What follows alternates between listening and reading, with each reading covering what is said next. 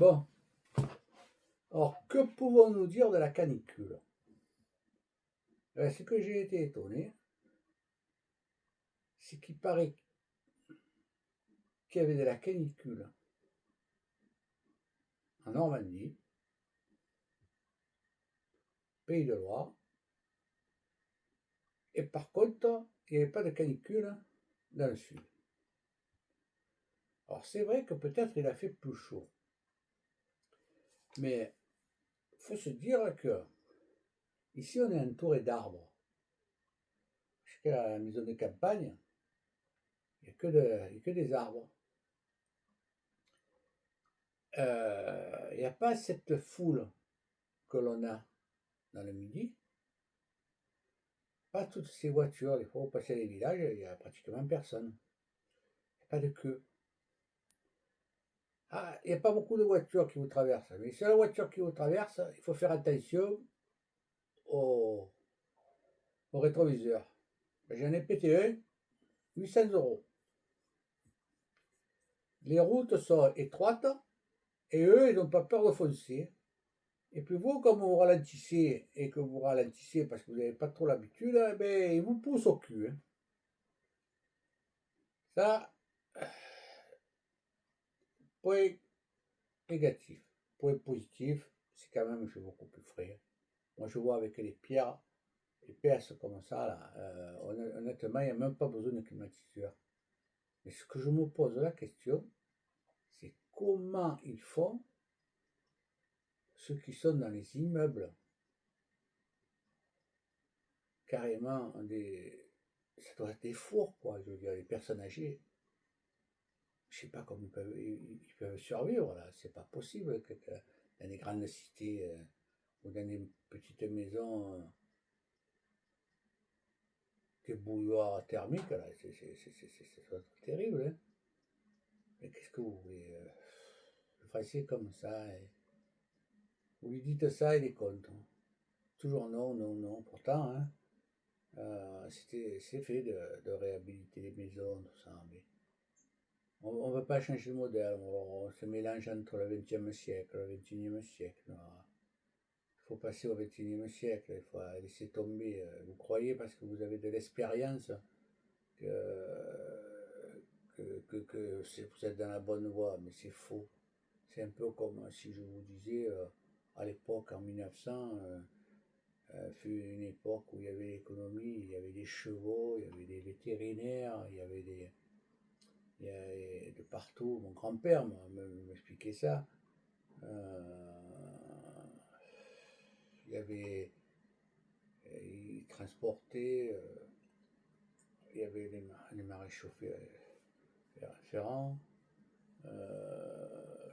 Il y avait beaucoup de professions comme ça. Puis un jour, ils ont commencé à avoir une voiture essence. Et ils se sont dit, oh, jamais ça va fonctionner, ça fait des millions d'années qu'on a des chevaux, on en aura toujours. Pas de problème. Maréchal Ferrand, il disait, oh, avant que je disparaisse. Mon arrière-grand-père était comme ça.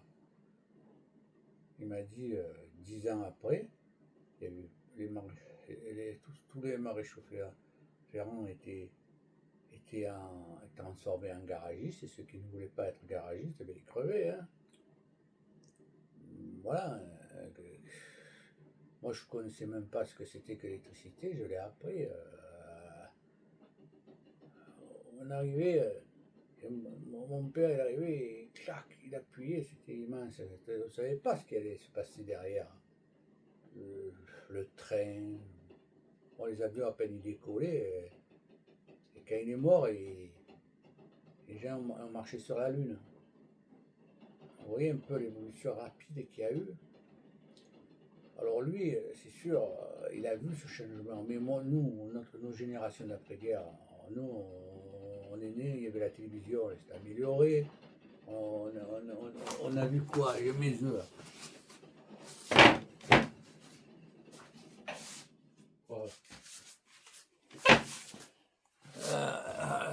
On a vu quoi? Le téléphone, il existait, ça s'est amélioré. Tout, c'était que de l'amélioration. Je me souviens au début, mon grand-père, il était compagnon, il était menuisier, ébéniste. Il avait acheté un petit cabanon, un terrain, il avait fait des restanques, il avait monté son petit atelier, fabriqué du bois, il vendait sur le marché, je l'aidais. Fabriquer, et il vendait ça. Puis après, ben, avec le passage, comme plus rien n'était inventé, quoi. C'était que de l'amélioration. On appelait ça de l'amélioration. Après, fabriquait même plus. Il achetait, il revendait. Il achetait, il revendait. Après, l'évolution, ça s'est fait comme ça. Il achetait puis c'est stocké, puis il revendait. Puis il est arrivé à un moment donné où on ne voyait même pas. Ça partait, ça arrivait directement chez le client. Tout ce qui était mobilier, tout ça. Puis après, plus loin, les autres générations, ils ont commencé à. C'était même plus les meubles, ils voyaient même plus, c'était des titres. On achetait et vendait des titres. Voilà. On fait, voilà, moi j'ai connu ça. J'achetais des titres que je revendais, et puis que c'était un peu comme si c'était le marché à l'époque, et puis là c'était plus ça, c'était dans un bureau. Puis quand il est sorti Internet, que le mur est tombé, là, la finance, c'était des gros trucs. Des grosses maisons, immenses, des bureaux, ils faisaient immenses. Puis d'un seul coup, en les années 2000, sorti Internet, il est sorti le boson de Higgs qu'ils ont trouvé, là, cette particule qui disent c'est de Dieu. Et là, ils ont trouvé des découvertes où on ne sait plus ce qui va venir après. La technologie, l'ordinateur quantique, tout ça qui est sorti. Et là, ça s'est rêvé. Et là, il y a une découverte. Je ne sais pas pourquoi pendant des années, les chercheurs découvrent rien, puis le jour qu'ils découvrent, ça change la société. Ben là, elle a changé la société. Puis il y a toujours ceux qui veulent rester dans le passé et qui restent actuellement je vois les hommes politiques qui sont dans le XXe siècle, quoi. Ils ne sont pas dans le XXIe siècle. Ils ne savent pas que c'est pas l'expérience qui fait, c'est l'adaptation. L'expérience, c'était l'époque où tout était connu, où c'était qu'une amélioration. Mais là, non, là, c'est s'adapter. S'adapter aux nouvelles technologies, s'adapter aux nouvelles formes de travail. On ne travaillera plus pareil. La machine va remplacer le travail et nous, on travaillera différemment.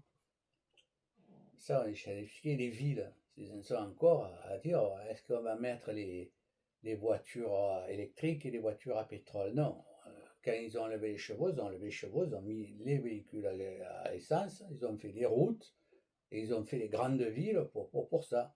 Ben, on était quoi? On était 2 milliards. Vous vous rendez compte? 2 milliards quand je suis né en 58.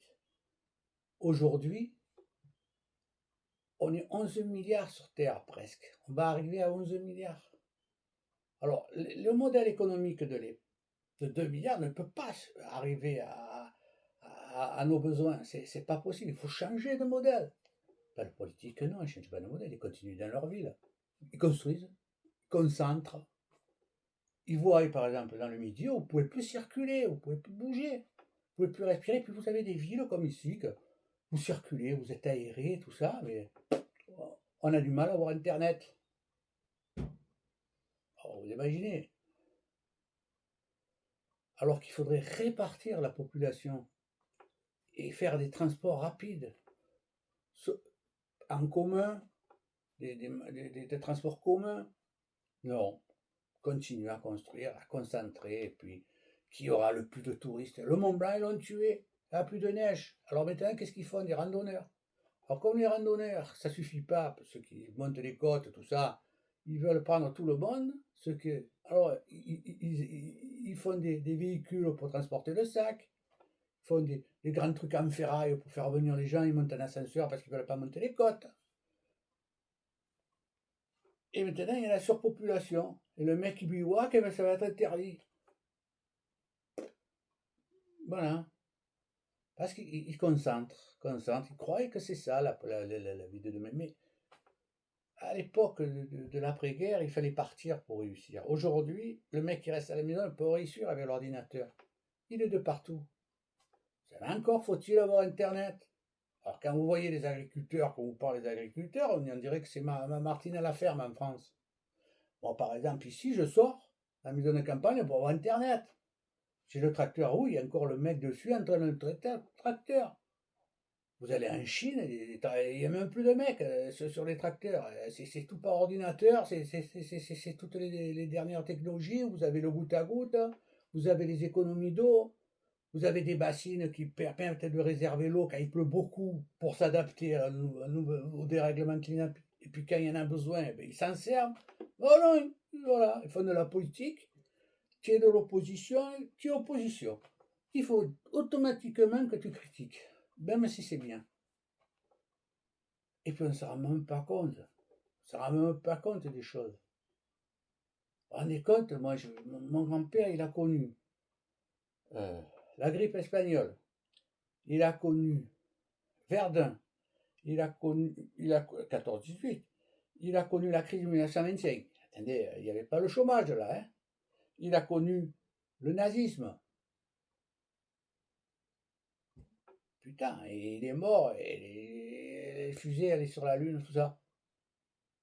Vous vous rendez compte? Nous, on a un Covid, pour mettre le masque, bientôt, on était à l'école maternelle. Quoi. Voilà. Ils n'arrivaient pas à comprendre, dire, voilà, il y a du monde, je mets le masque, il n'y a pas de monde, je peux l'enlever, puis je veux le remettre. Non, non, non, non. Ils cherchaient les complications parce que c'était de l'opposition. Il fallait. Et bien c'est ça qui nous tue. C'est ça qui nous tue. On ne veut pas accepter que le monde change. Et le monde changera. On verra. Mais l'écologie, c'est pas punitif. Quand vous avez changé du téléphone portable ou la boîte email par rapport au courrier, au papier que vous utilisez, au timbre, ça s'est fait automatiquement parce que c'était mieux. Mais l'écologie, c'est parce que ça sera mieux que vous le ferez. Il ne faut pas imposer les choses. Il faut que c'est la modernisation qui fait que vous rendrez caduque. Vous avez rendu caduque l'annuaire, les pages jaunes, mais vous rendrez caduque autre chose. Et vous n'avez pas gueulé parce que vous avez enlevé la page d'annuaire, vous avez rendu compte que vous n'avez plus besoin dans le téléphone, vous pouviez téléphoner comme ça. Vous n'avez pas besoin de faire 600 km, prendre un avion pour faire une réunion aujourd'hui. Vous pouvez le faire à domicile. L'école, c'est plus l'école du XXe siècle, l'apprentissage. On peut très bien avoir des coworking, on peut très bien faire ça sur place. Pas besoin de prendre le véhicule, faire 3 heures de route pour aller à l'école, pour aller travailler. Voilà. Vous avez des villages, vous pouvez faire des coworking facilement. Et encore faut-il avoir Internet, c'est ça qui compte. Mais non, nous c'est le Grand Paris, c'est concentré, c'est additionner les voitures. Mais ça, si vous remplacez les voitures électriques par des voitures à pétrole et que vous mettez la même quantité de voitures, sinon plus, le parc automobile en 30 ans été multiplié par 8. Vous allez encore multiplier par 8 un moteur électrique. Non, ce qu'il faut, c'est des tramways, ce qu'il faut, c'est des véhicules, c'est des véhicules de transport rapides, et puis surtout, utiliser le télétravail, utiliser de la façon. Si vous avez peur de rester chez vous tout seul, vous avez des coworking, vous pouvez boire le café avec. Pas besoin. Tout ce qui peut travailler comme ça, il faut qu'il le fasse. Mais non. Nous, on va au bureau, on va encore faire des grands bureaux, des trucs comme ça. Et c'est fini la verticalité, c'est l'horizontalité maintenant. C'est fini. C'est fini ces grandes masses. Regardez le vaccin. Il y avait une grande société qui faisait les vaccins. C'est quoi? C'est un petit Moderna, une petite société. Ouf, vous avez inventé ça, il vous a sorti du Covid. Regardez, des bombes, des grosses bombes. Et c'est des petits drones technologiques que l'Ukraine balance. Ça fait encore plus que ce qui balance des millions d'euros en l'air. C'est plus ces grosses sociétés maintenant, c'est trop lourd. Vous êtes les dinosaures. Dinosaure, petite tête au grand corps. Vous voyez? Il voudrait bien avancer, le dinosaure, mais il n'arrive pas, il a un gros corps. C'est ça le problème de la France. C'est ça le problème de ceux qui ne veulent pas accepter que le monde d'hier est fini.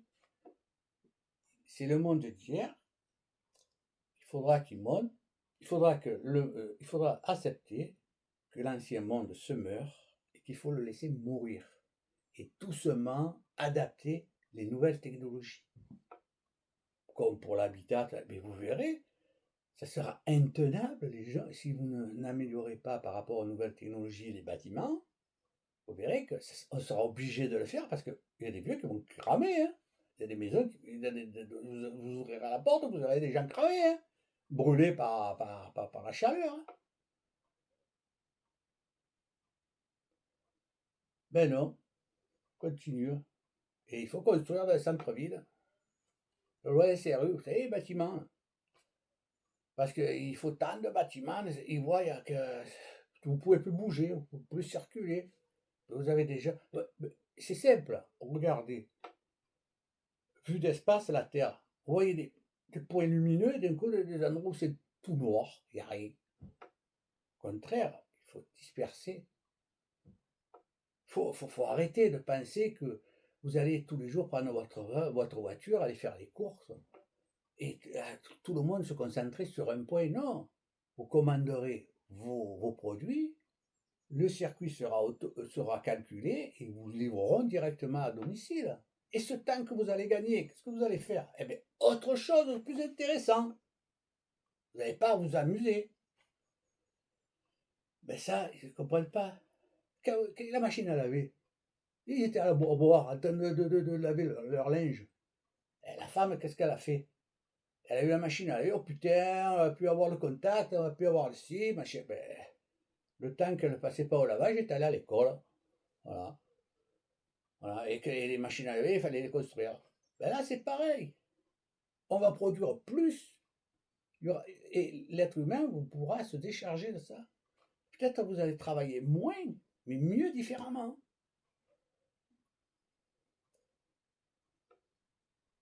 C'est qu'ils ont une vision. Le politique a une vision du XXe siècle. Il faut des jeunes qui n'ont pas, sont pas influencés par le passé. Parce que c'est cette influence du passé qui empêche l'avenir de se développer. En fait, ce n'est qu'un point de vue, c'est un point de vue de réflexion.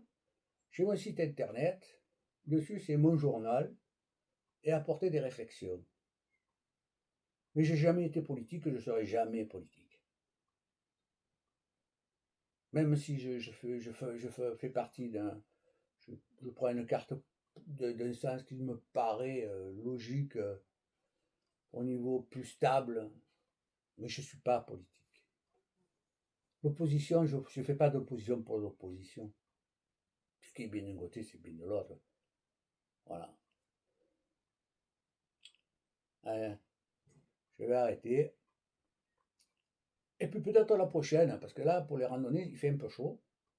Et je pense que j'attaquerai